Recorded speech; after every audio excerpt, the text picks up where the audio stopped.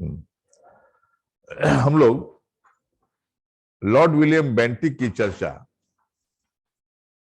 कर रहे हैं। हम लोगों ने पहले भी बहुत गवर्नर्स का, गवर्नर जनरल्स की चर्चा की है। आगे वायसराय का भी चर्चा करेंगे हम लोग। समय समय पर वो लोग आए, अपना कार्यकाल पूरा किए, अच्छा किए बुरा किए, उससे मतलब नहीं है। मतलब कि वो आए और अपना ईस्ट इंडिया कंपनी के लिए काम कर रहे थे। वो ईस्ट इंडिया कंपनी एक व्यापारिक कंपनी थी। किसी भी कंपनी को जो व्यापार करने जाती है उसको दूसरे देश के वेलफेयर से कोई मतलब नहीं है, राइट। वो कल्याण करने के लिए कंपनी नहीं जाती है। अगर कल्याण कर देते इट इज गुड। अगर कल्याणकारी योजना लगा दे तो कुछ फायदा हो जाएगा एक जनमानस को, जनसाधारण का। लेकिन सामान्यतः उस युग में बहुत ईस्ट इंडिया कंपनी आई। हम लोग 1498 की बात कर रहे हैं। 1498 से लेकर के उसको 1500 मान लिया जाए। 1500 से विलियम बेंटिक 1828 में आए, तो करीब करीब 328 साल हो गया। 328 ईयर्स। 328 साल में बहुत देश के लोग आए होंगे, डिफरेंट ईस्ट इंडिया कंपनीज। उनके उन लोगों के नुमाइंदे या गवर्नर कहिए, गवर्नर जनरल्स कहिए। वो गवर्नर जनरल का सिलसिला तो शुरू हुआ बेंटिक के समय से, लेकिन गवर्नर्स तो आए ही होंगे। उन लोगों ने अपने को केंद्रित रखा। मैंने क्या कहा था कि वो आपके कल्याण के लिए नहीं आए थे। उनका काम था, उनकी जवाबदेही थी उनका कि अपने अपने कंपनी के प्रति वो उत्तरदायी रहे, कंपनी का व्यापार अपना बढ़ाए। लेकिन लॉर्ड विलियम बेंटिक की चर्चा हम जब करेंगे, अभी कर ही रहे हैं हम लोग, तो जब भी हम लोग करेंगे तो एक बार ध्यान रखना होगा कि सामाजिक कुरीतियां, कड़ा हिंदी हो गया, सामाजिक बुराई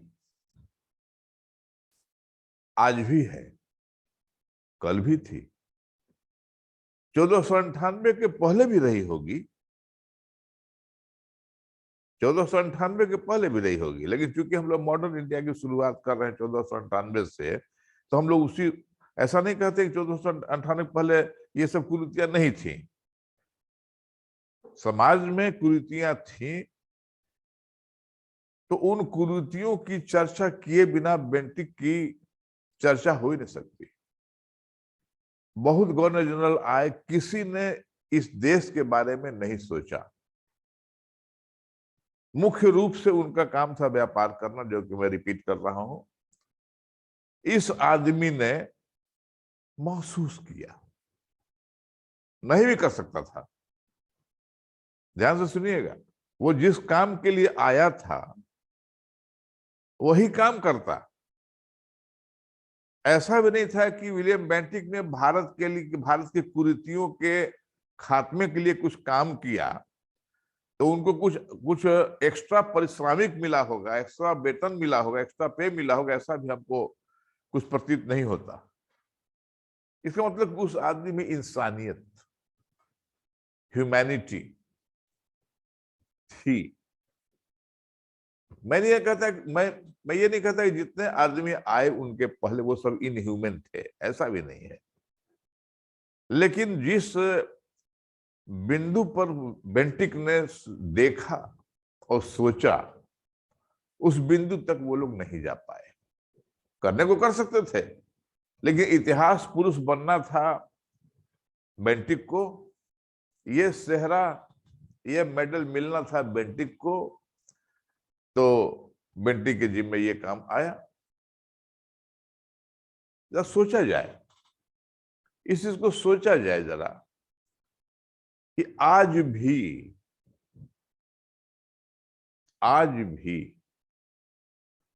कितने भी हम प्रोग्रेस कर गए, डिजिटलाइजेशन का युग हो गया, दूरी का कोई माने रह नहीं गया। पुस्तक का माने कुछ है नहीं। Everything is available on your finger tips.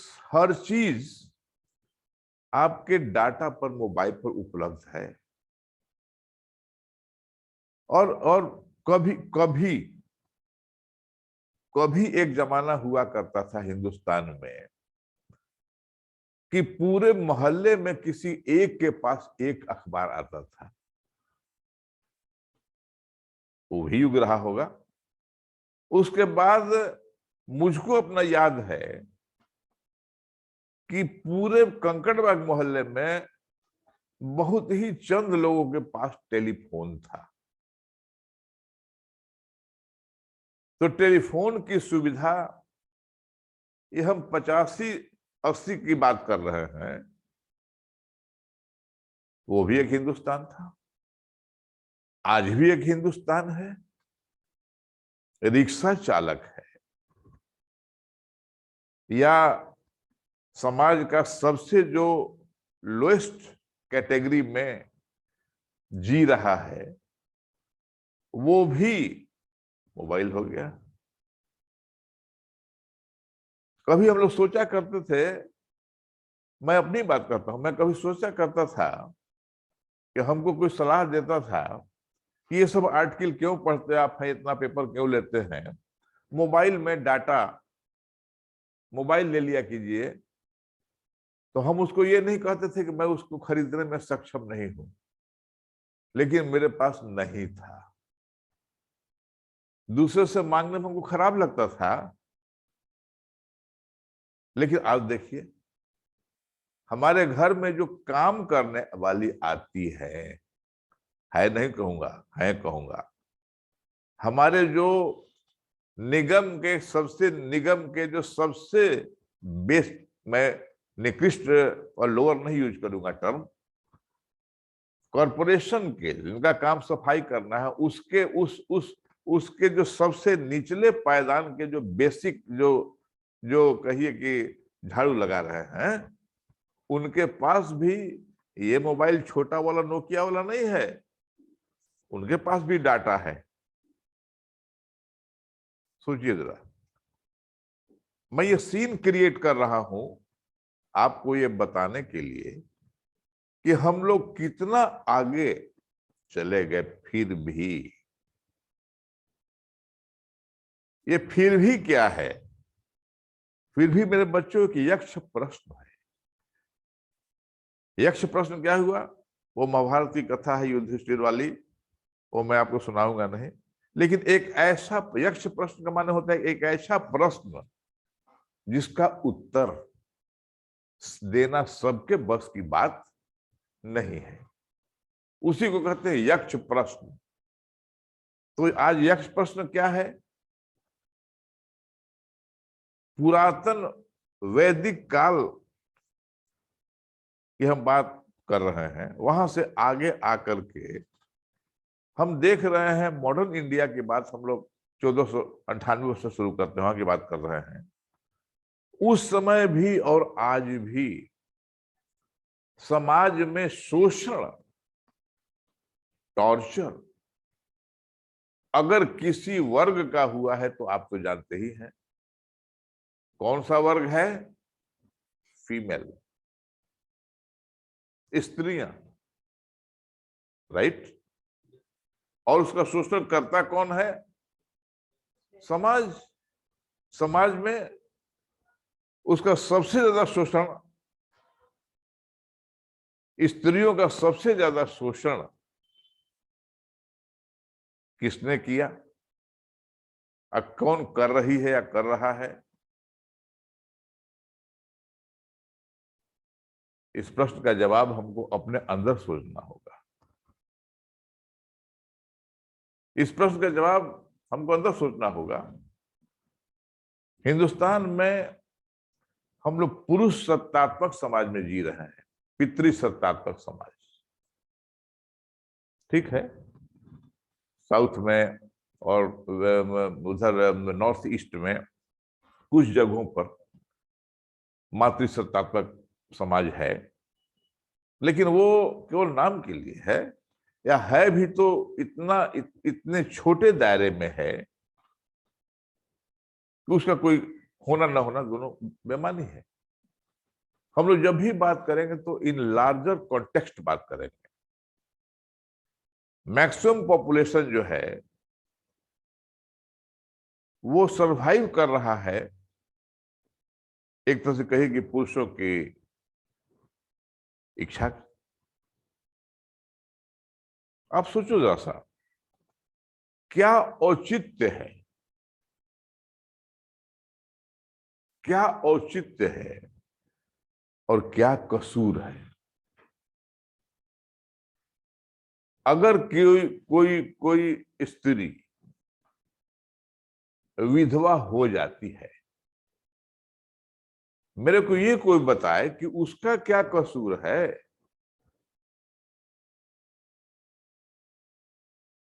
अगर कोई मर गया उसका पति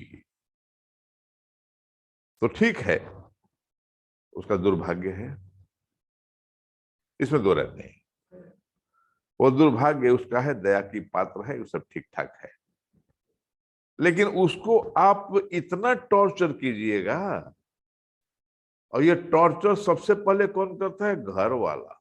घर वाला मतलब कि पति तो चला गया, घर वाले, घर वाले, परिवार वाले सबसे ज्यादा टॉर्चर करते हैं। Just a minute.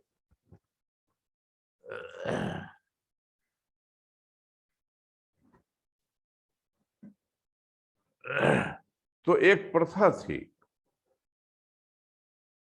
आज भी थी नहीं, आज भी बहुत शुभ कार्य के समय हिंदू परिवारों में विधवा का बिल्कुल सामने आ जाना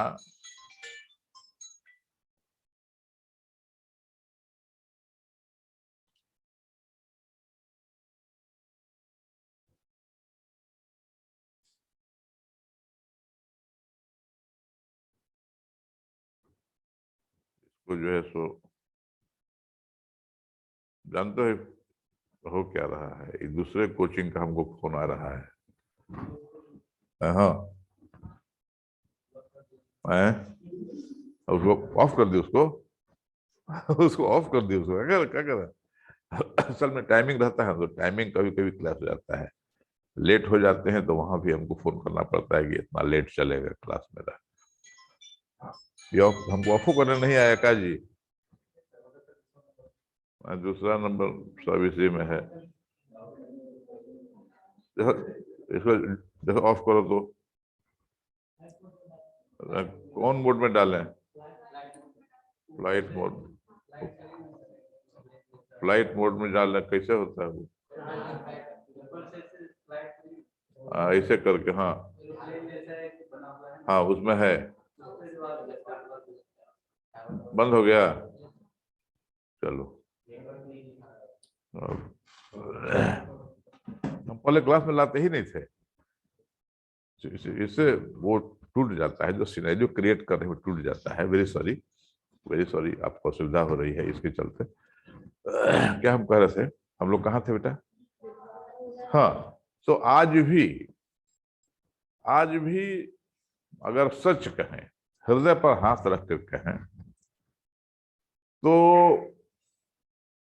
कहीं शुभ घड़ी में आप जा रहे हैं या कहीं से आप आ रहे हैं, तो सामान्यतः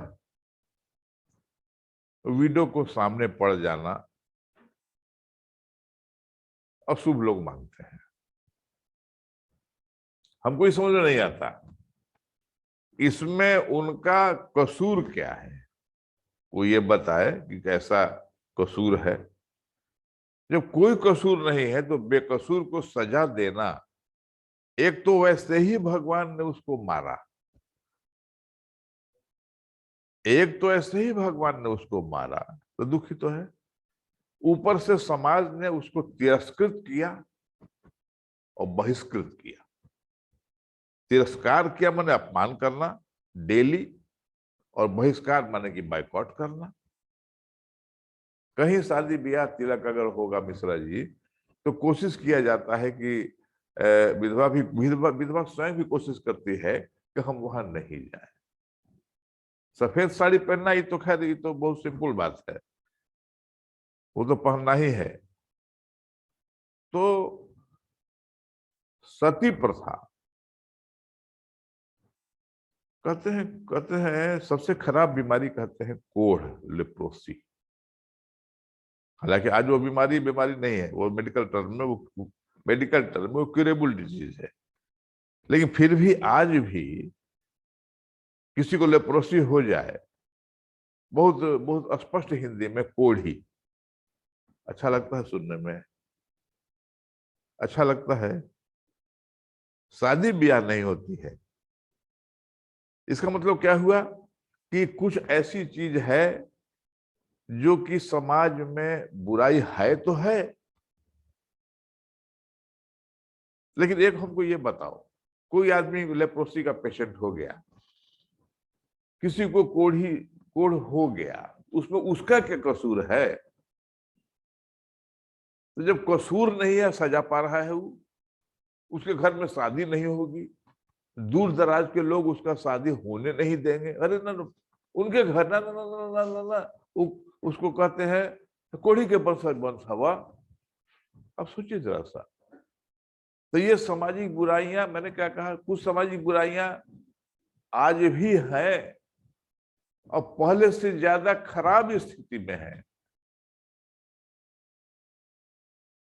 विलियम बेंटिक ने जब देखा कि जवान या बूढ़ी से मतलब नहीं है, मतलब है कि स्त्री का पति अगर मर गया तो उसको चिता पर जिंदा जला देना है। जिंदा जला दिया जाता तो कैसे? उसको एक रिचुअल, उसको एक धार्मिक रिचुअल का हिंदी हुआ धार्मिक अनुष्ठान। ये भी कड़े हिंदी है, कड़े हिंदी है। अनुष्ठान मतलब कि कुछ ऐसा धर्म का जो जो क्या बोलते हैं कि इस धर्म धार्मिक कार्य कहो उसको। हाँ हाँ, तो धार्मिक कार्य में उसमें क्या होता था, उस औरत को या लड़की को पति के साथ बैठाया जाता था। ये बात समझ लो, कोई भी आदमी जिंदा जलने के लिए स्वेच्छा से कभी नहीं चिता पर बैठेगी। चिता पर स्वेच्छा से कोई नहीं बैठ सकता है, तो जबरदस्ती बिठाया जाता था और अफीम वगैरह कुछ नशा दे दिया जाता था, पिला दिया जाता था। और चिता को तो जलाया था तो घी तो उसमें पड़ता ही है। और ढोला का बाजा और कीर्तन वगैरह करके इतना शोर मचाया जाता था कि उसकी उसकी रुलाई, उसका चित्कार उसमें दब जाता था। समझ में आ गया? उसको जबरदस्ती आप ले जा रहे हैं और उसको कुछ नशा पिला दिए हैं और उसके बाद चिता पर बैठा करके उसको डंटा से मार रहा है 4 आदमी। तब तक चिता जला दी गई घी डाल करके, और तब तक चारों चिता के चारों बगल खूब ढोलक झाल भजन हो रहा है, कुछ हो रहा है, सो दैट चिता की उस लड़की का, उस औरत का चित्कार जो है वो पब्लिक को सुनाई नहीं दे। इसको देखा विलियम कैरी ने। विलियम कैरी उनका असिस्टेंट हुआ करते, उन्होंने देखा, रिपोर्टिंग हुआ, तो अंत में यही हुआ कि सती प्रथा को भाई बैन कर दिया गया विलियम बेंटिक ने।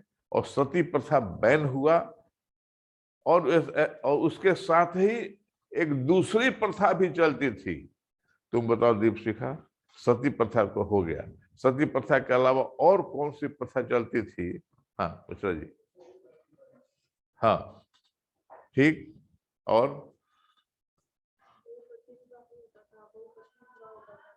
और मध्य प्रदेश, बैठो, मध्य प्रदेश के जंगल में, मध्य प्रदेश के जंगल में, ध्यान से सुनिएगा, मध्य प्रदेश के जंगल में ये प्रथा नहीं था, लेकिन इसको हम लोग थोड़ा सा और हम लोग अलग हट करके देखें कि जब कोई साधन नहीं था कम्युनिकेशन, बहुत ध्यान से सुनना, यात्रा का कोई साधन नहीं था, हमारे पास क्या था? घोड़ा, बैल, ऊंट, यही सब था। घोड़ा, बैल, ऊंट, हाथी, यही ना था। तो साधन नहीं था आने जाने का, और काम करते करते मनुष्य थकता था कि नहीं? आदमी थकता भी होगा। आज हम लोग यहां बैठे हुए खटाखट खटाखट खटाखट खटाखट खटाखट क्या बोलते हैं, अमेरिका इंग्लैंड से बात कर लेते हैं। कहीं भी जाना हुआ तो बैठ करके टिकट आपको सिनेमा का हॉल का, मॉल का टिकट आराम से आपको यहीं से कर लेते हैं। अपने को रिलैक्स कर लेते हैं। उस समय भी जो उपलब्धता थी बहुत सीमित थी, नहीं के बराबर था। किसी के पास बैल था, गाड़ी था, यही ना उपलब्ध था, ट्रेन था नहीं, हवाई जहाज फला ठिकाना, उस सब तो आप छोड़िए, हम भारत की बात कर रहे हैं। तो मन में फसल कट गया, फसल कट गया तो मन हुआ कि जरा सा शिव जी का दर्शन जरा सा कर लिया जाए। तो शिव जी का दर्शन करेंगे तो ठीक है, शिव जी हम रखे हुए हैं, तुलसी दल रखे हुए हैं, रोज उसमें पानी डालते हैं, लेकिन मैंने क्या कहा, ये मानव स्वभाव है। मन करता है, हमको भी मन करता है जैसा लखनऊ, जैसा जैसा घूम आते, जैसा क्या कहते हैं कि पटना से बाहर। तो उस समय के लोग जब विचरण करते थे, घूमने जाते थे, तो अकेले नहीं जाते थे, वो जाते थे क्योंकि शिक्षा करीब करीब जीरो था ना जी, शिक्षा थी ही नहीं, फिर भी लोग मनुष्य थे, हिंदू देवी देवताओं के प्रति तो ऐसा नहीं था कि शिव जी आज हैं, अब उसमें 1200 ईस्वी में शिव जी नहीं थे। श्रद्धा और पूजा ये तो शुरू से चली आ रही है। हमारे संसाधन आज हैं तो वैष्णो देवी जाने के लिए खटाखट ऐसे कीजिए, आप पकड़िए हवाई जहाज पहुंच जाइए। लेकिन उस समय भी लोग वैष्णो देवी बाबा धाम जाते होंगे ना, राइट? आप इतना समझ गए कि लोग रिलैक्स करने के लिए आज हम अकेले जाते हैं। पहले उस समय लोग जाते थे ग्रुप्स में, ग्रुप्स में। कोई साधन नहीं था, जिसको बैल है, गाड़ी है, फलना है, ढकाना है, जो भी समय है, वो पोटली बना करके, बच्चा भी है, पत्नी भी है, पुतहू भी है, बूढ़े जो बुजुर्ग हैं, वो सब लोग, एक परिवार नहीं जा पाता था भाई, इसलिए कि दूर जाना है, रास्ता मालूम है नहीं, तो जंगल से होके जाना है। तो वो परिस्थितियां ऐसी थी कि लोग जाते भी थे, लौटते भी थे। और फिर हम लोग आते हैं मॉडर्न इंडिया में, चोर उचक्का गिरहकट बदमाश कल भी था, आज जो है, आज जो है कि नहीं? जब समाज है तो सब तरह के लोग समाज में हमेशा से रहे हैं और हमेशा से रहेंगे। उनका रूप, उनका स्वरूप, उनका कार्य करने का सिस्टम भले ही बदल जाए, लेकिन जो एक मनुष्य है वहां धर्म है, मनुष्य है वहां क्राइम है। तो ये दोनों को हम लोग अलग नहीं कर सकते। तो जो लोग यात्रा करने जाते थे झुंड में, तो देखा गया कि मध्य प्रदेश के जंगल में जो लोग जाते थे, जंगल से पास करते थे, अब महाकालेश्वर जाना है, उज्जैन जाना है, तो बनारस से चले या ग्वालियर से चले, तो जंगले होके जाएंगे ना। ठीक है, अकेले नहीं जाएंगे, गांव घर के लोग जाएंगे। चलो हो चलो हो चलो हो चलो हो, तो 5 परिवार चल दिए। तो दूसरी कुप्रथा जो उन दिनों थी वो आज भी है, लेकिन उस स्थिति में उस तरह से नहीं है। आज भी अगर आप बनारस जाइए, मैं काशी की बात करता हूं, मथुरा का बात मैं नहीं कर सकता कि मथुरा में गया नहीं हूं, काशी की बात करता हूं। काशी नाम लेते ही आ जाता है नहीं मैंने एक हिंदू के मन में कि बहुत ही पवित्र स्थान, उससे ज्यादा नाम लेते ही। लेकिन आज भी जरा सा थोड़ा सा सोचिए, हम आज की बात कर रहे हैं, आज मतलब 2022 का बात कर रहे हैं। हम आपको 1833 का बात नहीं कर रहे हैं, हम आपको 2022 का बात कर रहे हैं। काशी एक ऐसी जगह है जहां की दुनिया के लोग आते हैं। तो मुगल सराय या बक्सर इधर से और उधर से लखनऊ प्रतापगढ़, माने काशी से 100 किलोमीटर आगे पीछे आज भी की बात कर रहे हैं। अब हवाई जहाज की बात हम नहीं करते, हम ट्रेन की बात कर रहे हैं या बस का बात कर रहे हैं। तो ट्रेन इतना हो गया कि काशी कोई बस से भी कम ही जाता है ट्रेन में। आप जब बैठ जाएंगे ट्रेन में तो मोटा मोटी आपकी पहचान हो जाएगी कि तीर्थ यात्री हैं।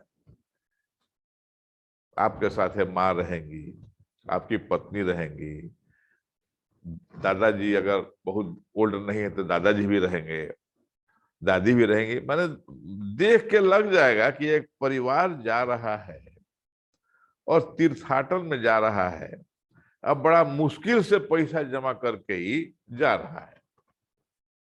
आपके पास एक तरह से आपको हम इसका सिनेरियो बता के ये भी बता रहे हैं कि आपको ऐसे सावधान रहना है। आपके साथ कोई आदमी बैठ जाएगा और वो एकदम आप ही के तरह का सामान्य वेशभूषा में बातचीत में रहेगा। वो भी निकालेगा लिट्टी खाने के लिए, आप भी निकालेगा लिट्टी खाने के लिए। वो आप ही का आदमी है, आप ही के तरह का। और काशी पहुंचते पहुंचते आपको खाली कर देगा। काशी वो समझ गया कि जब पोटली लेके आलू भर के रोटी आ सत्तू भर के रोटी लेके चलल बानी परिवार, आ पूरी भुजिया लेके चलल बान, तो ये जाता तक कुछ हिसाब से खूब बढ़िया से बतियाएगा। तब बाबा, तब दादी, तब मौसी, तब चाची, कहाँ कहाँ के प्रोग्राम बा, he will know about your programs. कहाँ से आवता नहीं तो कहाँ से आवता नहीं, सब बबुआ लोग का कर, बबुआ लोग नौकरी करला। इस तरह से वो जान जाएगा कि आप किस परिस्थिति, किस परिवेश को समाज में आप बिलोंग कर रहे हैं। मोटा मोटी एवरेज आदमी न जाता होगा तो वो आपको छीनेगा नहीं। कोई नशीला पद, जो कि पेपर में आप हमेशा पढ़ते होंगे, जो जो जो जो जो परिवार जो जो मजदूर पलायन करने गया है, वो पटना आते आते उसका खाली हो जाता है, या आप हमेशा पढ़ते होंगे पेपर में, नशीला पदार्थ खिला करके वो गैंग चलता है। वो गैंग चलता मतलब कि पटना से अगर वो चला, सॉरी अगर दिल्ली से चला, और अगर अगर मुगल साथ तक काम नहीं हुआ तो उसका जुरिस्डिक्शन है, वो आपको बेच देगा। आपको नहीं पता है, वो बेच देगा। आप फिर मुगल शहर से लेकर पटना तक तो आपको तो वो खैनी खिला करके, हलवा खिला, किसी तरीका से प्रसादी। माता जी, अब हिंदू आप हैं, अब लड्डू खिलावत था, वो टीका उका करे चाहे मत, उससे मतलब नहीं है। आपसे इतना ज्यादा घुल मिल जाएगा कि आपका विश्वास ही, कुछ खा लीजिए। इसलिए कहीं भी आना जाना करना, ट्रेन की बात कर रहे हैं, प्लेन में भी आजकल हो ही रहा है, तो किसी किसी अनजान आदमी से दोस्ती संगति मत बढ़ाना। आजकल के जमाने में किसी को मोबाइल नंबर मत देना। हाँ, परिचित ही रहे हैं, वो इतना क्लोज हो जाते हैं ज्योति की क्या बताएं। लगेगा कि एकदम ये तो एकदम हमारा कैरियर संवार देगा। वो आप पहले पहले इन करेगा आपके इनर इनर ब्रेन में। तो इसी तरह की प्रवृत्ति विलियम बेंटिक ने देखी।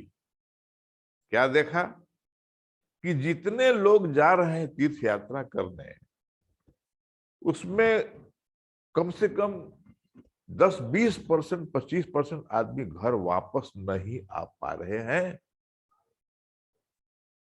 वो पूरा परिवार साफ हो गया, और नहीं तो आधे रास्ता छोड़ करके छाती पीटते हुए घरे आ रहा है। वो गैंग हुआ करता था जो आपके साथे चल रहा, मैंने कहा ना, आपके साथे आपका हो करके उस साथे चल रहा है।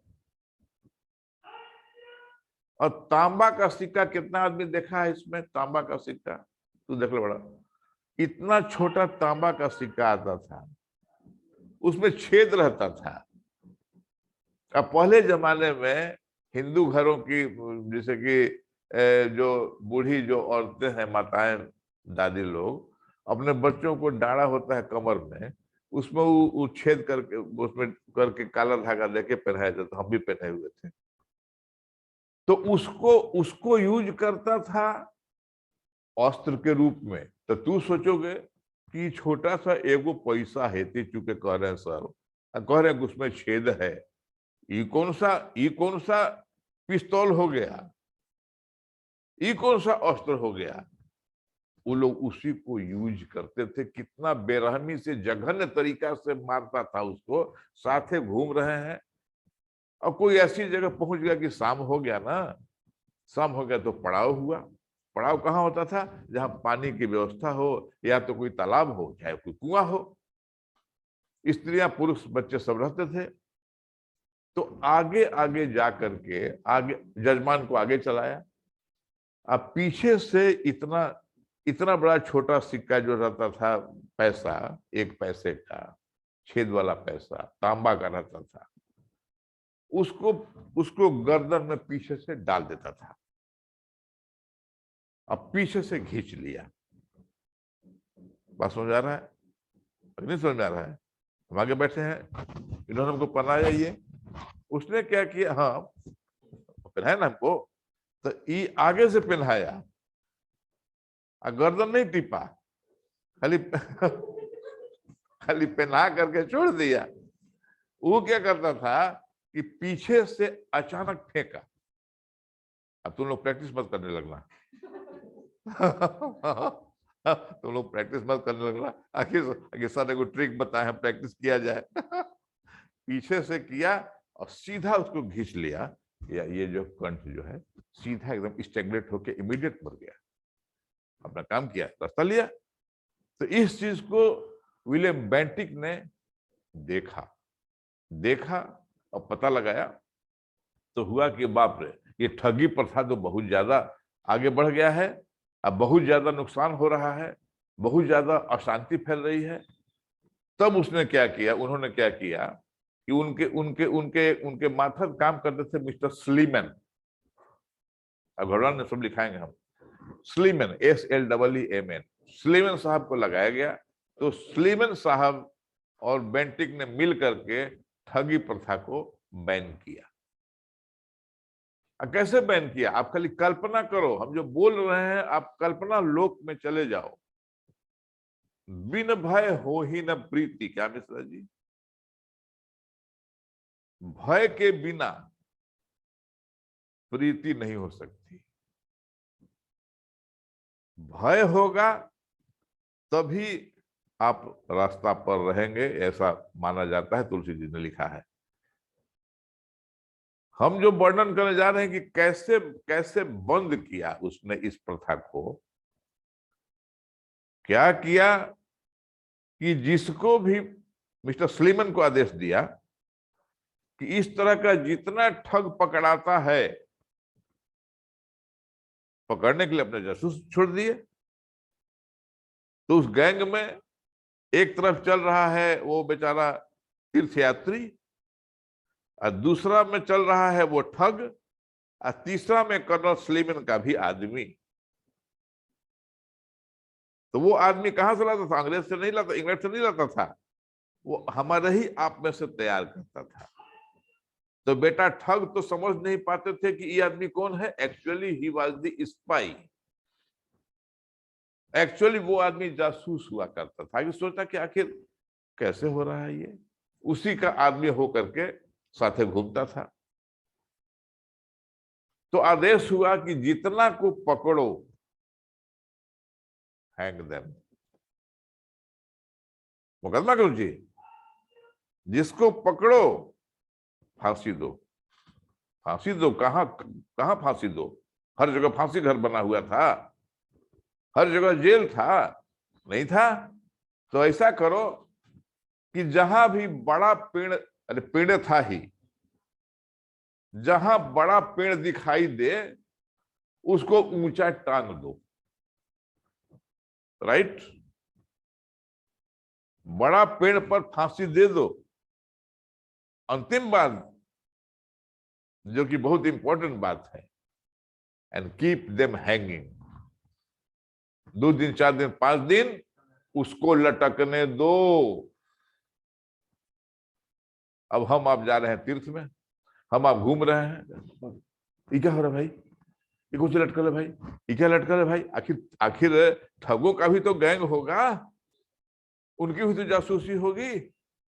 देख लो, अरे बाप रे बाप, अरे बाप, अरे 5 आदमी इन्हें टंगा हुआ है, फिर क्या 20 आदमी आखिर ठगों का भी तो होगा ना, कि भाई पैसा लुटाएगा तो फिर कहीं जमा होगा ना, तो उनका भी तो कहीं कुछ ट्रेजरी होगा, कोषाध्यक्ष उसके भी होंगे ना, कि पैसा लाओ। वो देखा कि गया तो लौटा है ये नहीं, जाओ पता लगाओ जी कहाँ है, कहाँ कौन सी, बाप रे बाप, अरे क्या हुआ? अरे अरे वो तो मर के टांगा हुआ है। एकदम बिल्कुल। ये काम केवल मध्य प्रदेश में उन्होंने किया, अब पूरे हिंदुस्तान में ठगी प्रथा का उन्मूलन हो गया कि नहीं? राइट। अब लिखिए, इसको लिखिए। 1829 1829 में लॉर्ड विलियम बेंटिक ने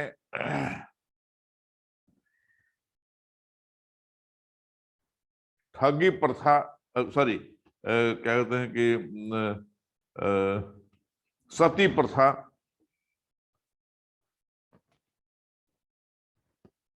पर रोक लगा दी।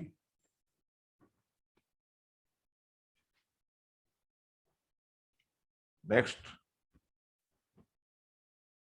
सेकंड, 1829 से 35 के बीच में, 1829 से 35 के बीच में उन्होंने ठगी प्रथा का पूर्ण रूप से उन्मूलन कर दिया।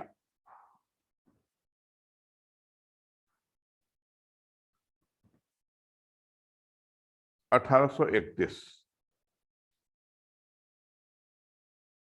1831 मैसूर के राजा, मैसूर के राजा को हटा दिया गया, हटा दिया गया।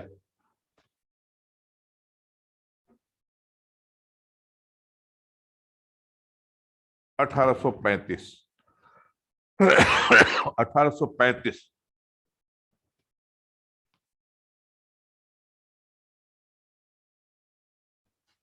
अंग्रेजी को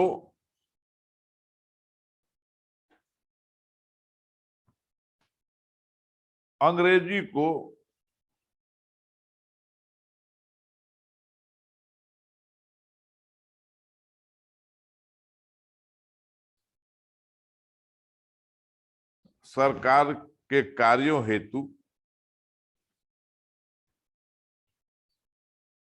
एक माध्यम बनाया गया।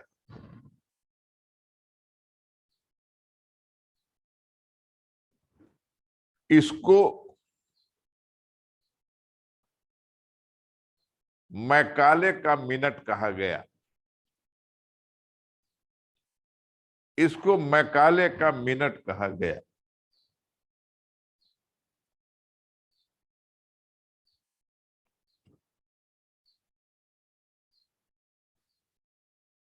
(1833) का चार्टर एक्ट 1833 का चार्टर एक्ट भी इन्हीं के समय आया।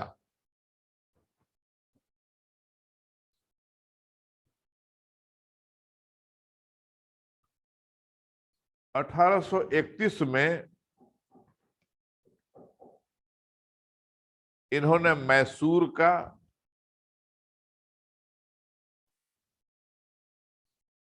कौमा 1834 में 1834 में कुर्ग का कुर्ग COORG कुर्ग का कुर्ग और 1834 में ही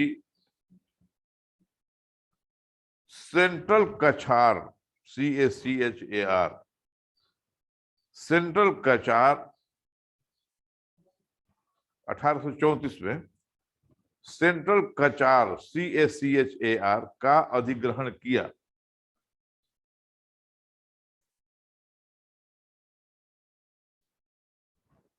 नेक्स्ट उसी में कॉर्नवालिस के द्वारा राज्य की कचहरियों में, राज्यों की अदालतों में जो अपील की व्यवस्था थी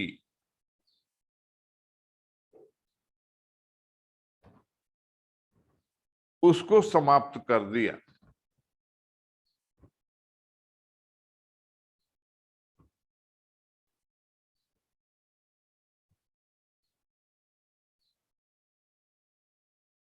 राजस्व के लिए, राजस्व वसूली के लिए, देखिए राजस्व वसूली के लिए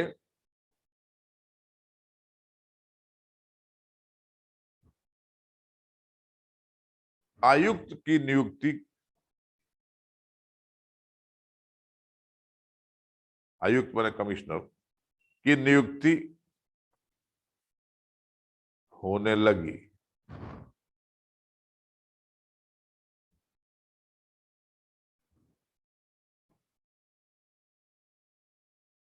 हम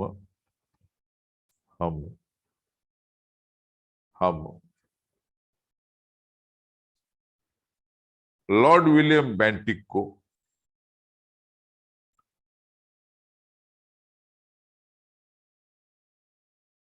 सती प्रथा के उन्मूलन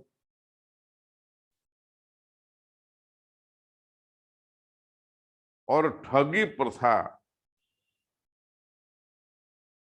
के खात्मे के लिए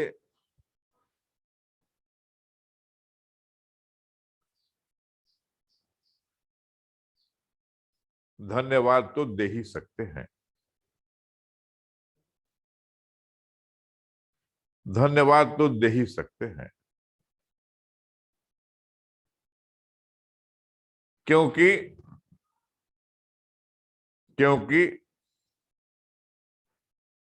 जहां तक हमारी समझ है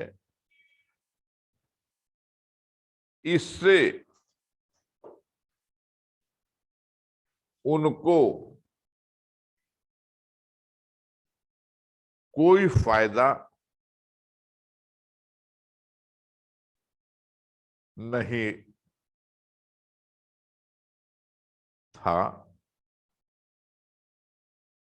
वैसे यह प्रथा, ये प्रथाएं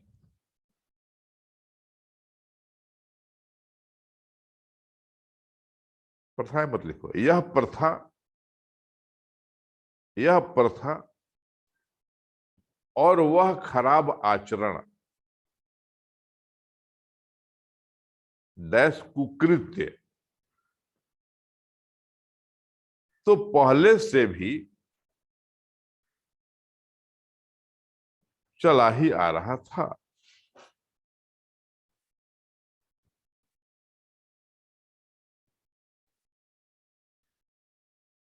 तो मानवता की एक मिसाल,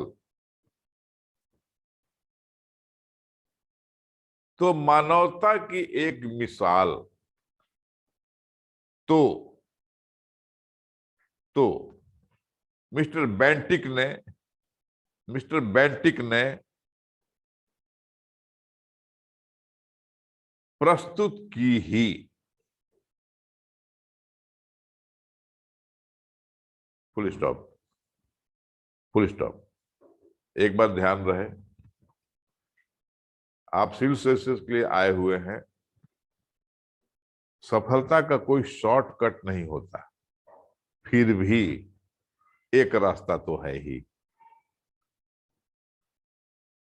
मैंने क्या कहा कि सफलता का कोई शॉर्टकट नहीं होता, फिर भी एक रास्ता। इसका क्या माने हुआ?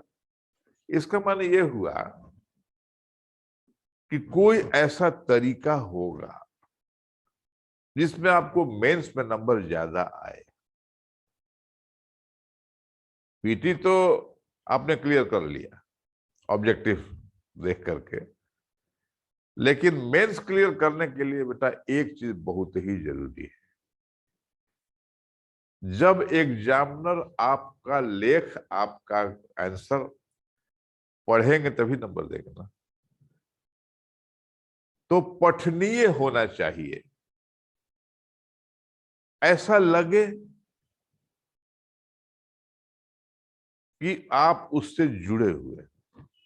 वो जब तक आपकी अपनी भाषा नहीं होगी, जैसे लॉर्ड विलियम बेंटिक हम पढ़ा रहे हैं, हमने लॉर्ड विलियम बेंटिक पर करीब आधा घंटा लेक्चर दिया है, आप उसको यूट्यूब पर देख लेना, आप उसको लिख भी सकते हो। फिर हमने कंक्लूड किया है, वो हम नहीं भी लिखा सकते थे, हम सीधे निकल जाते हैं कि क्या क्या काम किया, क्या क्या उन्होंने किया, 1 2 3 4 5। एग्जामिनर आपसे कुछ उम्मीद करता है कि देखें और क्या लिखा है। आपने विलियम बेंटिक को धन्यवाद दिया, उनके पास पहुंचा थोड़े, लेकिन एग्जामिनर को ये छू गया। क्या छुआ? ये आंसर और से अंतर है।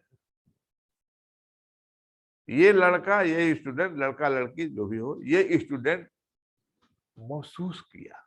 क्या महसूस किया? सती प्रथा, सतियों के दुख दर्द,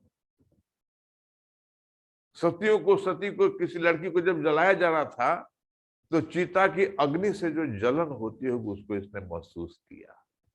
बात मुझे समझिएगा। वो तब तक नहीं आपको नंबर ज्यादा मिला जब तक कि एग्जामिनर से आपका जुड़ाव नहीं होगा। इंग्लिश में मैं कहता हूं कि आप ऐसा मत करो कि प्रथम ग्लास से मक्षिका पाता, खाना खा रहे हैं आप, अब मक्खी गिर गई, खाइएगा? होटलों में नहीं खाइएगा, घर की तो बातें अलग है। तो आपका लेखन ऐसा होना चाहिए कि आपकी अपनी भाषा हो। अपनी भाषा के लिए क्या जरूरी है? फैक्ट तो जरूरी है ही। फैक्ट में आप अपने हृदय से लिखिए ना। आप प्रतियोगिता दर्पण और चाणक्य और फला ठिकाना किसी का भी नोट आप लिखेंगे तो वो प्रोफेशनल्स हैं, वो व्यवसायिक लोग हैं, आप उनसे फैक्ट ले लीजिए। अपनी भाषा में उसको लिखिए। अपनी भाषा में लिखने का प्रैक्टिस कब आएगा? जबकि आप उसको फील करेंगे। अब सोचिए जरा सा, एक परिवार निकला, मारिए गोली, क्या वो उतना उतना पीछे जा करके, एक बिहार यूपी से पटना का आदमी सूरत गया, लुधियाना गया बेचारा काम करने। पटना जंक्शन आते आते देख रहे हैं कि दानापुर रेलवे स्टेशन पर, पटना जंक्शन स्टेशन पर छाती पीट कर रो रहा है। ये आजकल की, आप आजकल मानिए, उस पुराने दिन का बात छोड़ दीजिए, आज का बात हम कह रहे हैं। वो लौट रहा है बेचारा, 2 पैसा कमाने गया है ना, बच्चे का एजुकेशन, माता पिता का बीमारी, बेटी का शादी, ये सभी तो उसकी जिम्मेदारी होगी ना। अकेले वो बेचारा गया हुआ है, कमा करके ला रहा है, अब बीचे में उसका पैसा लुटा गया। वही क्या पुरानी कहानी जो कि लूटता था। तो आप ये बताइए कि वो बेचारा छाती पीट के रो रहा है, आपको अच्छा लगेगा? उसके दुख में आपको लगा कि बेचारा गरीब आदमी बेचारा आ रहा था, कभी इसको छीन लिया, नशा खिला करके, कुछ खिला करके इसको लूट लिया। तो मतलब कि आप जब उससे जुड़ेंगे तो आपके हृदय से, आपके वाणी में, आपके कलम में स्वतः ऑटोमेटिक एक चेंज आ जाएगा। लगेगा क्या कि कोई आदमी हमको प्रेरित कर रहा है ऐसा लिखने के लिए। ये कब होगा? जब प्रैक्टिस आप करेंगे। अभी तो 1857 में हम इन करेंगे, करीब करीब हम लोग 1-2-3 लेक्चर में पहुंच जाए 1857 में। तब आपके संवेदना की जरूरत आपकी लेखनी को ज्यादा पड़ेगी। अभी हम लोग ऐसे रास्ते पर आ गए हैं जहां की हमने शोषण, दमन और वेलफेयर देखा है। इसके आगे की जर्नी हम लोग देखेंगे और बेटर तरीका से आप इसको महसूस करेंगे। आगे लिखिए, आगे लिखिए। नेक्स्ट नेक्स्ट का मतलब है कि 3-4 लाइन छोड़ो, 3-4 लाइन छोड़ दो। हाँ ठीक है। लॉर्ड मेटकैफ, METCALFE,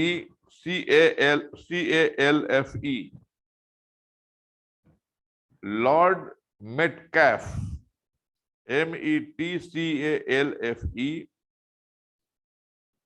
1835 से 36,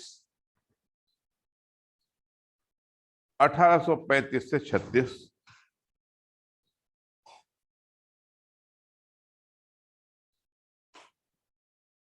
इनके समय की एक ही महत्वपूर्ण घटना है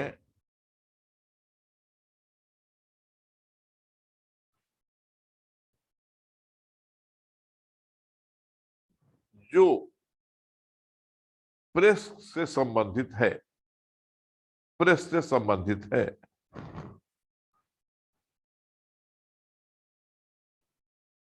प्रेस पर लगी हुई पाबंदियों को, प्रेस पर लगी हुई पाबंदियों पर,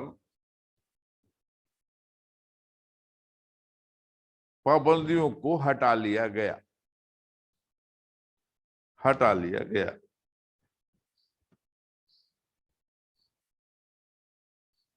next, next. Lord Auckland, AUCKLAND, AUCKLAND, Lord Auckland, 1836 से 42।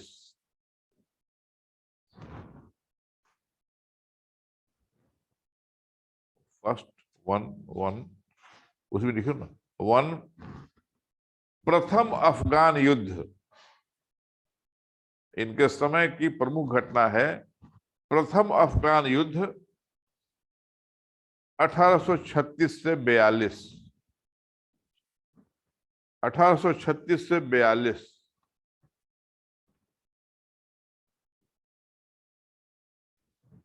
सेकंड, सेकंड 1839 में,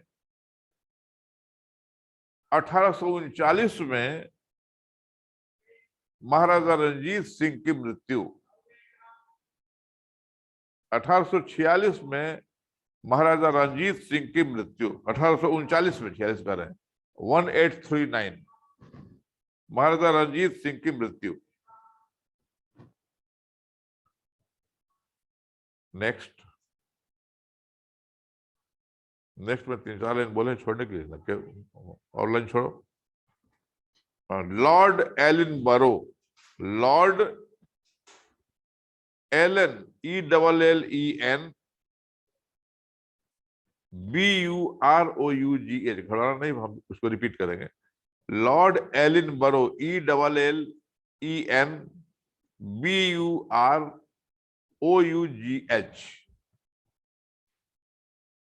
1842 से 44, 1842 से 44। इनके समय की निम्नलिखित घटनाएं महत्वपूर्ण हैं।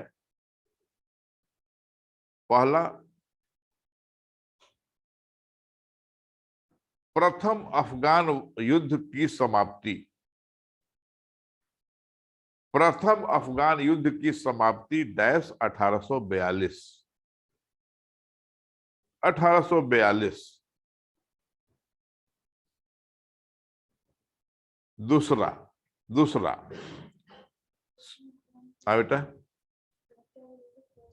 है प्रथम अफगान युद्ध का समाप्ति एंड फर्स्ट अफगान वार। तुम्हारा मीडियम क्या है दीपा? हिंदी, चलो ठीक, कोई दिक्कत नहीं। एंड ऑफ फर्स्ट अफगान वार 1842। दूसरा, सिंध का अधिग्रहण 1843, 1843। सिंध का अधिग्रहण 1843। तीसरा, तीसरा, ग्वालियर के साथ युद्ध, ग्वालियर के साथ युद्ध 1843। तुमको कब देना है? इसमें कितने बच्चे 22 में देने वाले हैं? आइदर यूपीएससी और बीपीएससी। 22, ठीक, 23, 23 चलो 24, ठीक। तुम कब दोगी? 23, ठीक है, ठीक है। 1843 में ग्वालियर के साथ युद्ध। Next, Lord Hardings, Lord Hardings first, Lord Harding प्रथम,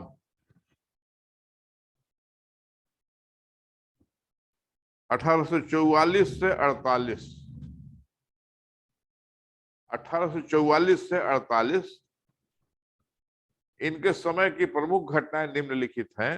पहला, पहला प्रथम,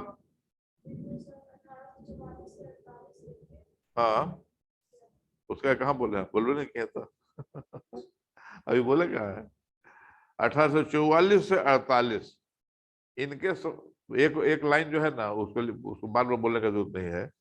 इनके समय की प्रमुख घटनाएं वो तुम अपना लिख लेना, ठीक है? यही बोले थे, इनके समय की प्रमुख घटना निम्नलिखित है, इसको समझो कि इसको लिख लेना। पहला, प्रथम एंग्लो सिख वार, प्रथम एंग्लो सिख वार। ऐसे इम्तिहान में एंग्लो नहीं लिखना है हिंदी मीडियम को, क्या लिखना है? आंग्ल। आंग्ल लिख लोगे ना, आंग्ल कि नहीं? आंग्ल सिख वार, एंग्लो मत लिखिएगा। आंग्ल सिख वार 1845 से 46, 1845 से 46। सेकंड, लाहौर के साथ संधि, लाहौर की संधि 1846।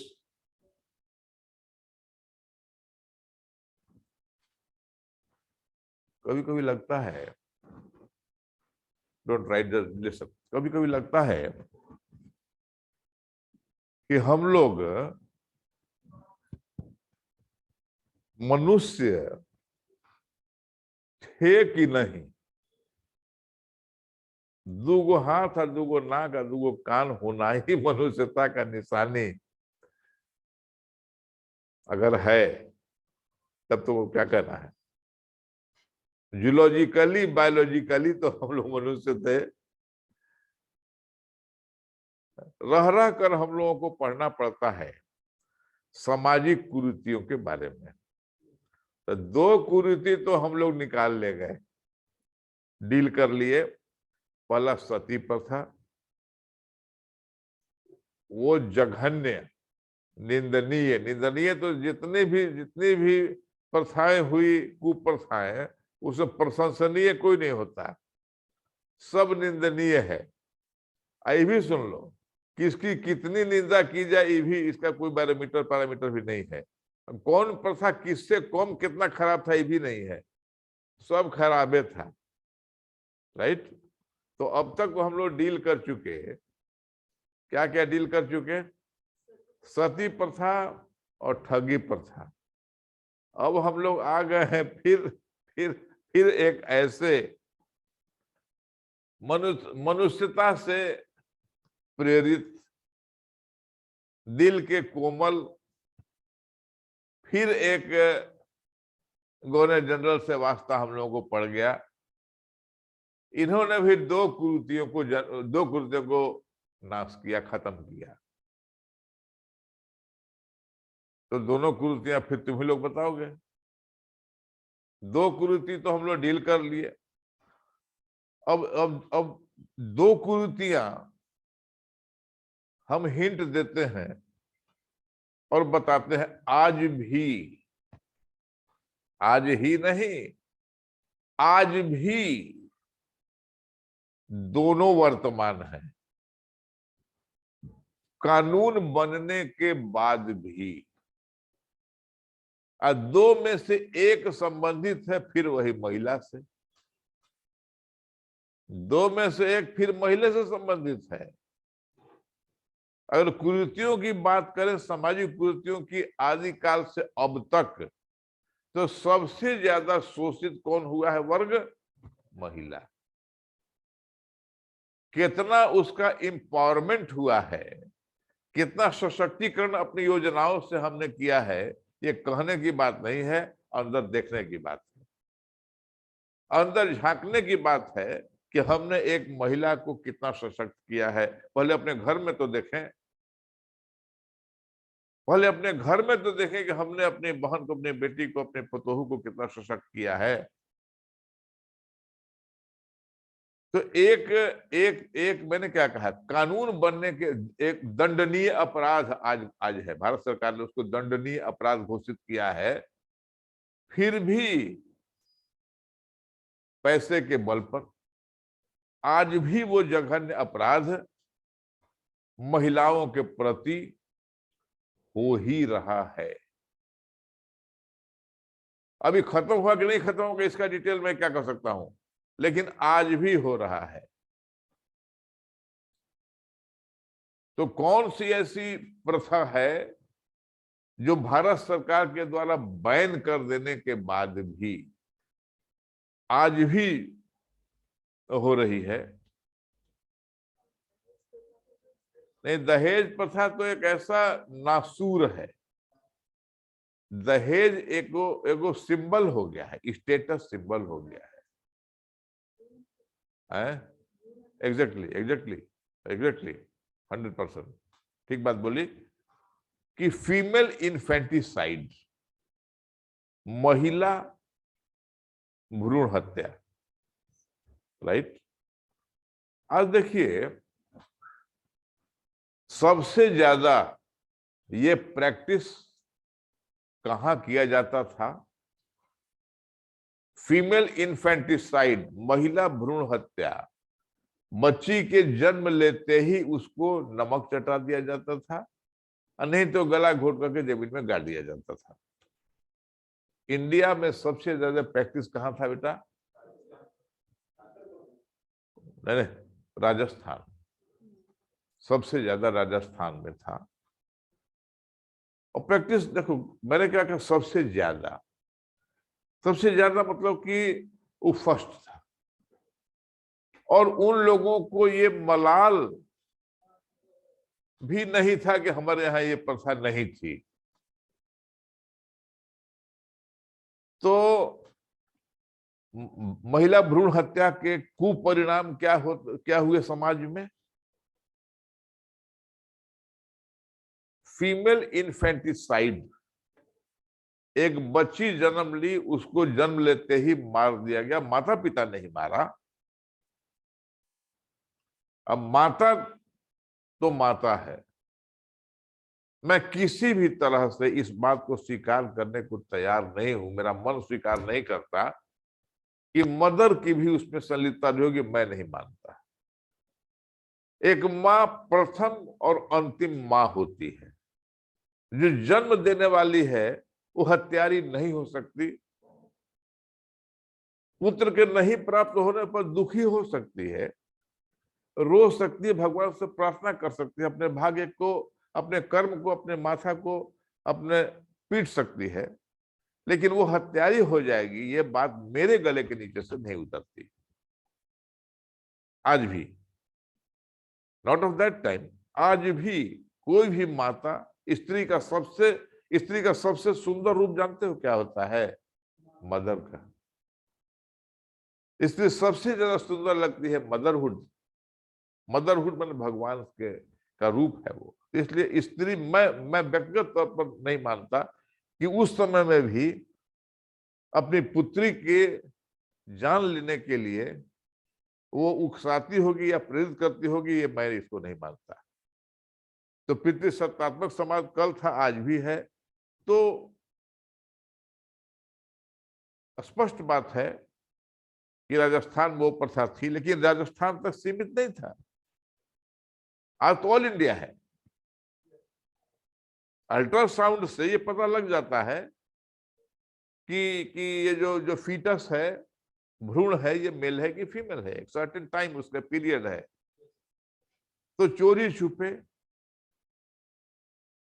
आज भी तो हो ही रहा है। करा लीजिए, उसके बाद से अबॉर्शन करा लीजिए, तो भी हत्या ही हुआ। आपने उसको जन्म नहीं लेने दिया तो मर्डर हुआ ना।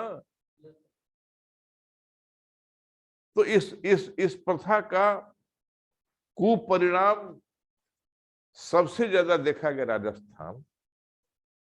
हरियाणा तो अब बना, लेकिन पंजाब हरियाणा में क्या हुआ अंतर?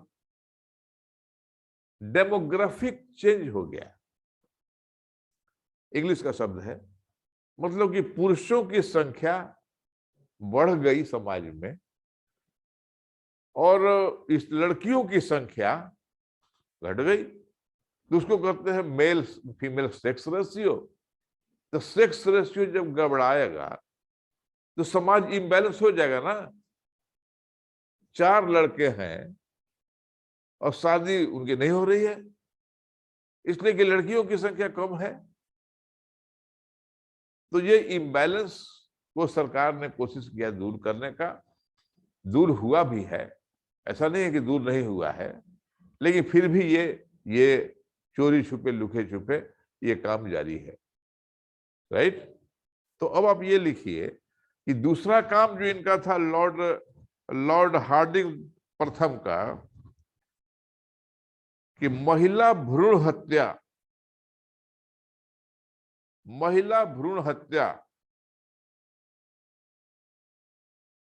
पर प्रतिबंध लगा दिया गया। प्रतिबंध लगा दिया गया।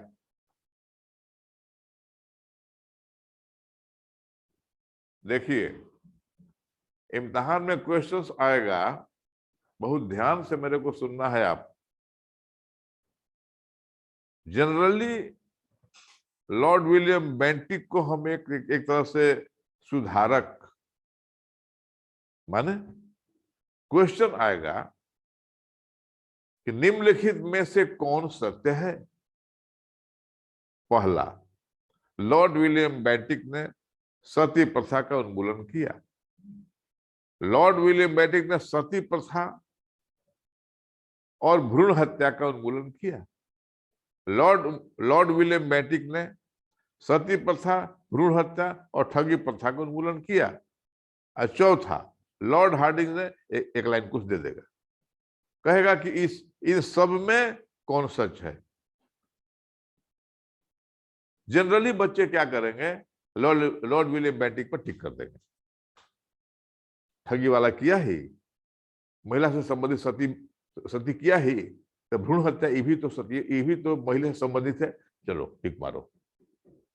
बात समझ गए। दो चीज जो महिला से संबंधित है और ठगी प्रथा किया ही, खटाक से आपको ट्रैप में ले लेगा एग्जामिनर। हालांकि भ्रूण हत्या से उनका कोई लेना देना है ही नहीं, राइट। आगे लिखिए नेक्स्ट। हाँ, इसके पहले कि हम लिखावे आपको, हम लोग तीन अब तक जघन्य हीनियस सोशल क्राइम हम लोग पढ़ चुके। अपराध न कहेंगे इसको अपराध न है। ये नहीं कर सकते आप हैं कि हमने अपनी बेटी को मारा है, आपको क्या। अभी नहीं कर सकते। एक समाज है, हम सभी समाज के अंग हैं। आप ये नहीं कर सकते हम तो अपना बेटी को मारे, आपको क्या है भाई। ऐसा नहीं है। आप सोशल फैब्रिक में हम सभी उसमें गुथे हुए हैं, माला की तरह से गुथे हुए हैं। आप अलग एंटिटी नहीं होता है समाज का। तो तीन हम लोग डील कर चुके, तीन सामाजिक कुरीतियां जो अब दंडनीय अपराध है। एक चौथी कुरीति फिर अजीब हालत, कल भी था आज भी है। ऐसा लगता है कभी कभी कि हम लोग इंडियंस, हम लोग केवल कुरीतियों से भरे हुए थे का। और वो कुरीतियां कैसी, धर्म के नाम पर। अब तक जो कुरीतियां थी वो सामाजिक थी। ध्यान से सुनिएगा मेरी बात। सती प्रथा का धर्म से लेना देना नहीं था। भ्रूण हत्या परिवार का बात था। ठगी प्रथा समाज का बात था। अब आ गया भगवान को खुश करने का बात। देखिए हम लोग कैसा कैसा नया नया तरीका सब बहाना ढूंढते हैं क्राइम करने के लिए। आज भी हिंदुस्तान के उन जगहों में जहां की शिक्षा का अभाव है, नंबर एक, गरीबी है नंबर दो, और जो सुदूर इलाके हैं, आज भी इलाके सुदूर है जहां की प्रशासन की पहुंच नहीं के बराबर है और विकास की कोई भी सूरज की किरण वहां पर अभी तक नहीं पहुंची है, ऐसे हिंदुस्तान में जगह है, राइट। तो आज भी एक ऐसी प्रथा जो भगवान को खुश करने के लिए हम लोग रोज पढ़ते हैं अखबार में, उन सुदूर जंगली इलाकों में जहां के लोग सो कॉल्ड मानव का, तथाकथित रूप से मानव का जीवन जीते हैं, उन लोगों में दो तरह का प्रचलन है। ज्यादा झारखंड में, छत्तीसगढ़ में, मध्य प्रदेश है, जहां जहां जंगली इलाके हैं। झारखंड में आप न्यूज हमेशा सुनते रहेंगे, और झारखंड, छत्तीसगढ़ और क्या बताए हम, मध्य प्रदेश। तो चूंकि झारखंड हम लोग का नजदीक है, छत्तीसगढ़ नजदीक है, इसकी बात हम लोग ज्यादा करेंगे। कौन सी ऐसी कुप्रथा है जिसका न्यूज़पेपर में आता है? दो, फलाने गांव की फलानी औरत को मैला पिला दिया गया। मैला माने पैखाना, मैला पिला दिया गया, उसको पीट पीट कर मार डाला गया। क्या करती थी भाई? डाइन थी। तो डायन प्रथा आज भी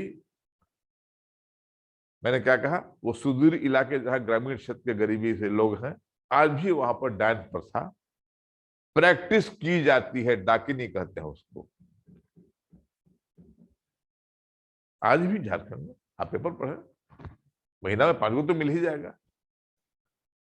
अब जो जो प्रथा का जिक्र हम कर रहे हैं अभी नेक्स्ट में जो बोल रहे हैं हम, वो महीना में 5 नहीं मिलेगा, लेकिन 2 महीना में 1 तो मिल ही जाएगा। महीने में 5 नहीं मिलेगा आपको।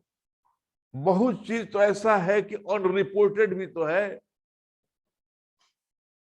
अनरिपोर्टेड मतलब कि वो कांड हुआ, लेकिन वहां तक पत्रकारिता की पहुंच नहीं पहुंची, तो रिपोर्ट नहीं हो पाया।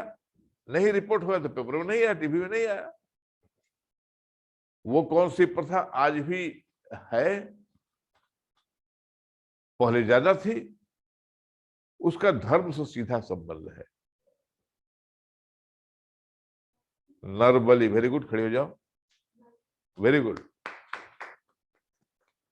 Very good. नरबली, तो नरबली प्रथा कोई भी आदमी भगवान को खुश करने के लिए कर रहा है। किसी ने भगवान को देखा नहीं है, लेकिन ये तो मानना पड़ेगा किसी धर्म में, चाहे जो भी मानते हो, कि कोई पावर है, इसमें दो राय नहीं है। भगवान है, ये तो एक शक्ति के रूप में थोड़ा मान सकते हैं ना। तो उनको खुश करने के लिए हमको स्वप्न में आया कि भाई नर बलि हमको चाहिए। इसको हेलुसिनेशन कहते हैं, या मैडनेस कहेंगे, जो भी कहेंगे उसको। तो नर बलि, जैसे कि बहुत पहले हम सुनते थे, अब कम सुनते हैं, कि जहां पुल बनता है, ब्रिज बनते हैं, वहां नर बलि दी जाती है। कितनी बेटा इसमें सच्चाई है हम नहीं कर सकते, लेकिन जब बूढ़े पुराने लोग कहते थे तो क्या सच्चाई है, हम कैसे कहें कि क्या सच्चाई है। लेकिन हमने सुना है कि पुल जहां बनते हैं वहां, हिंदुस्तान की बात हम कर रहे हैं, विदेश का बात नहीं करते हैं, वहां नर बलि वहां पर दी जाती है। तो उससे क्या प्राप्त होता है, कौन नर बलि देते हैं और किसकी नर बलि दी जाती है? जो देता होगा वो तो पिशाच होगा, और जिसकी बलि दी जाती है वो तो निश्चित रूप से बलि का बकरा होता होगा, है राइट। अब लिखिए, लॉर्ड हार्डिंग द्वितीय का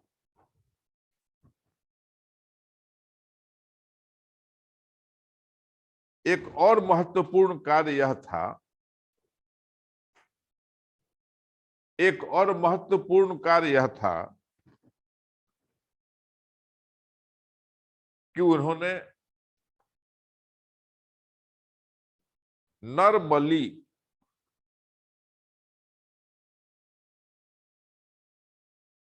को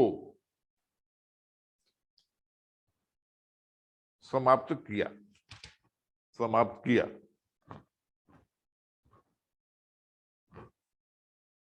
तुम लोग थके हो कि नहीं? तुम लोग आए हो 7:30 बजे, 7:30, 7 बजे आए हो, अब 12 करीब करीब बज रहा है, करीब करीब। तो हम एक लंबे चैप्टर में कूदे कि नहीं कूदे? इसलिए कि वो लिखाएंगे तो कम से कम 15-20 मिनट बोलेंगे उसमें। अगर थक गए हो तो फिर फिर हम लोग उसको छोड़ देंगे, कहोगे तो उसको लिखा देंगे। क्या कर रहे हो? तुम लोग पर डिपेंड करेगा। क्या जेपी है? हाँ, तुम लोग थकी हो तुम, इसलिए जैसे जैसे हमने पढ़ा है लॉर्ड विलियम बेंटिक, उसी तरह से वो एक, जैसे कि हम लोग कैसे और पढ़ लिए, और हम लोग पढ़ लिए, टच करते चले गए, एक दो काम उन लोग का हुआ।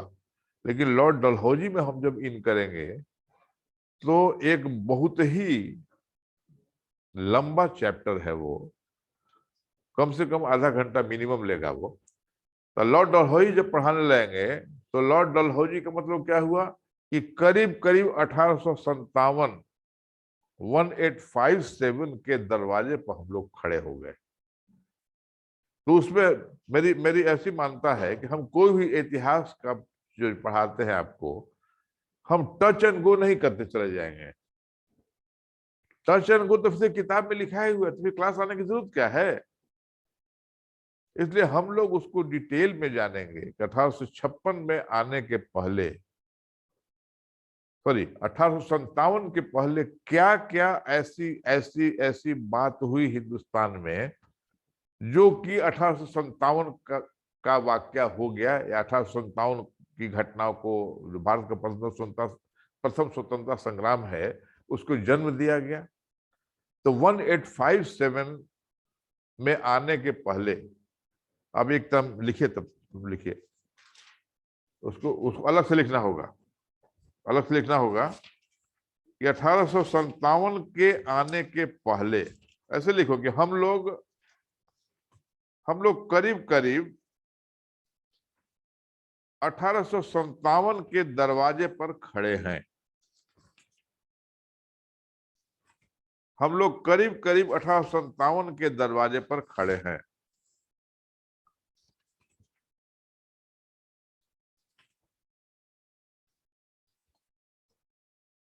उसकी संपूर्ण व्याख्या, उसकी संपूर्ण व्याख्या करने के पहले हमें विस्तृत रूप से यह जानना होगा कि किन किन घटनाओं के चलते 1857 का प्रथम स्वतंत्रता संग्राम हुआ।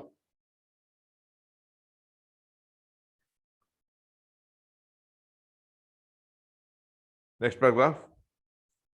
जैसा कि हम सभी जानते हैं, जैसा कि हम सभी जानते हैं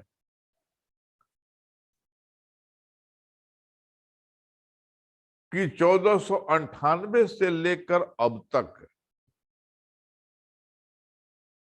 1498 से लेकर अब तक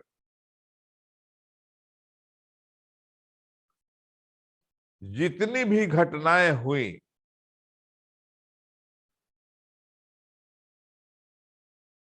उन पर अगर नजर डाली जाए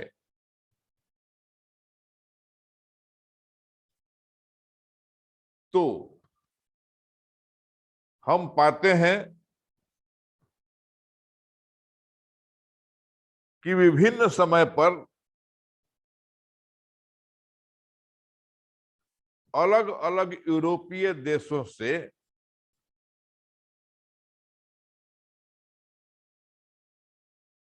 व्यापारी आए। सब ने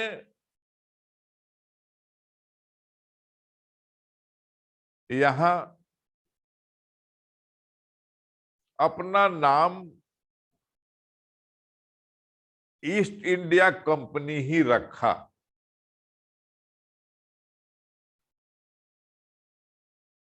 समय समय पर वे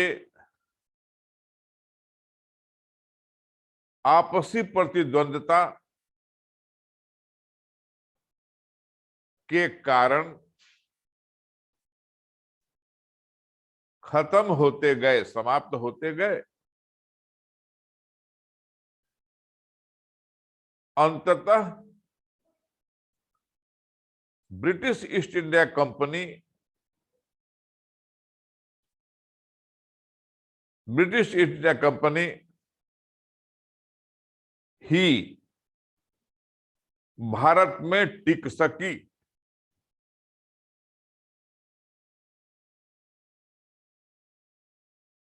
नेक्स्ट पैराग्राफ, नेक्स्ट पैराग्राफ। इन लोगों ने भी, इन लोगों ने भी स्वप्न में भी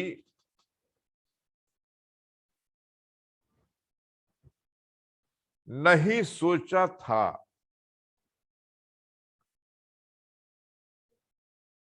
कि हम यहां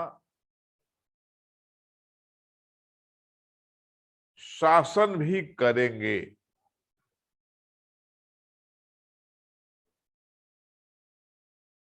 उनका उद्देश्य तो केवल व्यापार करना और धन अर्जित करना ही था।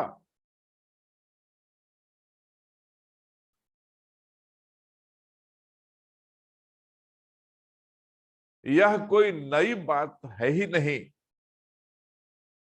यह कोई नई बात नहीं है, यही होता भी है। कोई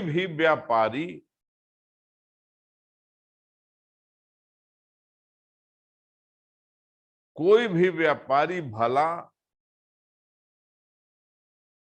यह क्यों सोचेगा कि हम यहां राज भी करेंगे।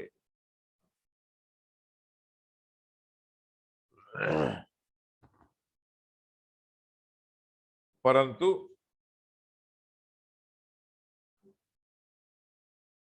ठीक इस सोच के उल्टा हुआ।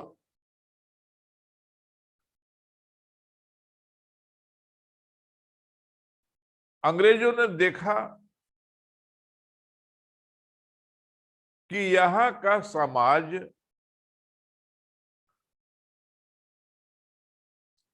पूर्ण रूप से असंगठित,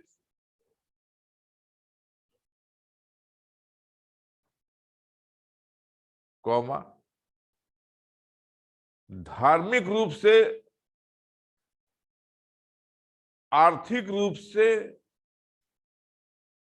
सामाजिक रूप से और वैचारिक रूप से सब तरह से असंगठित है।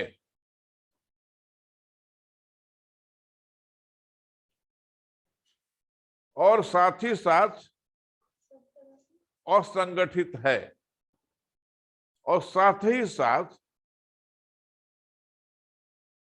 बिखरा हुआ भी है, तथा अंधविश्वासों और कुरीतियों से लदा हुआ भी है।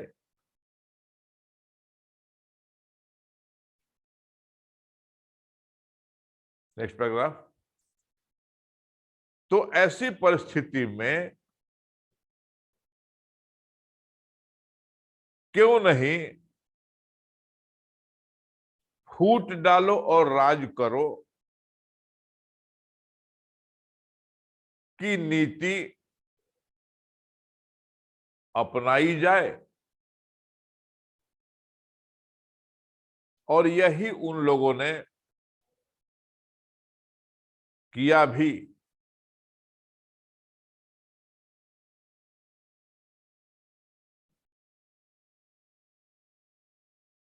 Next paragraph. परंतु शोषण और सहनशीलता, शोषण और सहनशीलता दोनों की अपनी अपनी सीमाएं तो सॉरी तो होती ही हैं।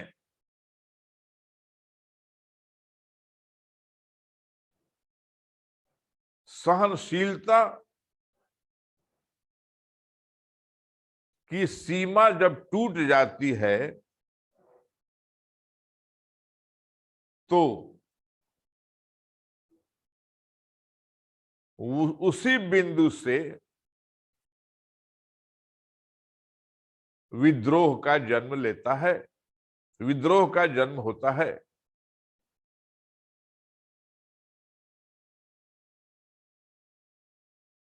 हाँ, ये बात भी सही है कि इसमें समय लगता है, और समय लगा भी, और समय लगा भी। उनके अत्याचार जगह जगह पर होने लगे,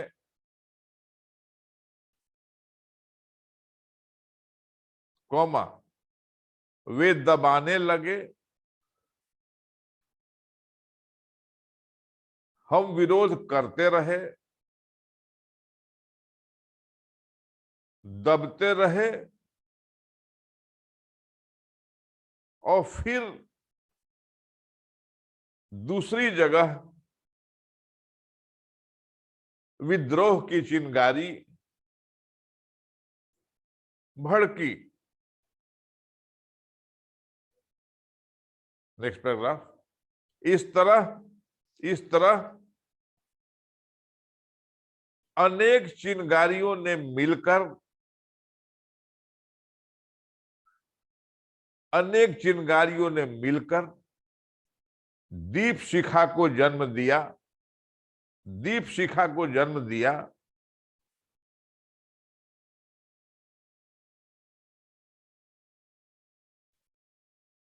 और यही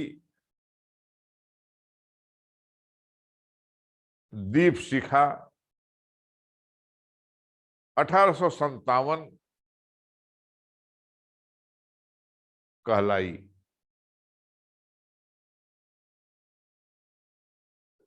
जिसका विस्तृत विवरण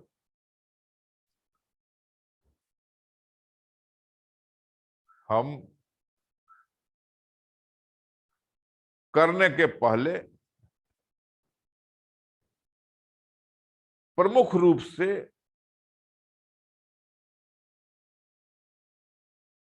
ये बताना चाहेंगे कि पूरे भारतवर्ष में समय समय पर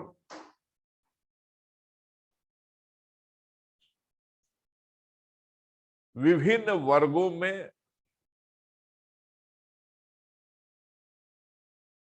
अंग्रेजों के प्रति आक्रोश उभरता चला गया,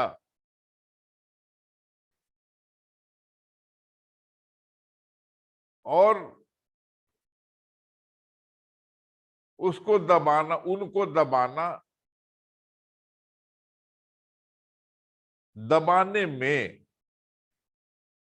दबाने में अब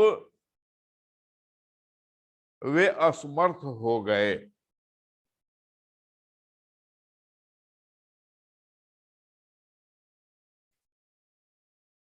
वो विरोधों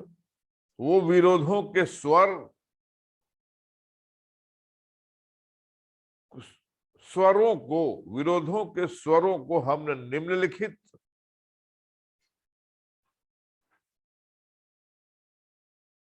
वर्गों में देखेंगे। पहला, असैनिक विद्रोह।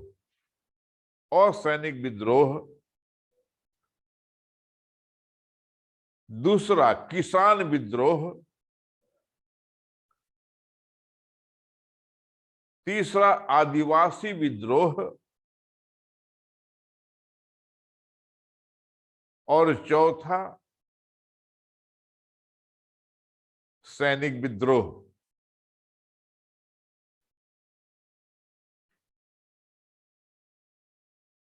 उपरोक्त आलोकों के, उपरोक्त विद्रोहों के आलोक में, उपरोक्त विद्रोहों के आलोक में ही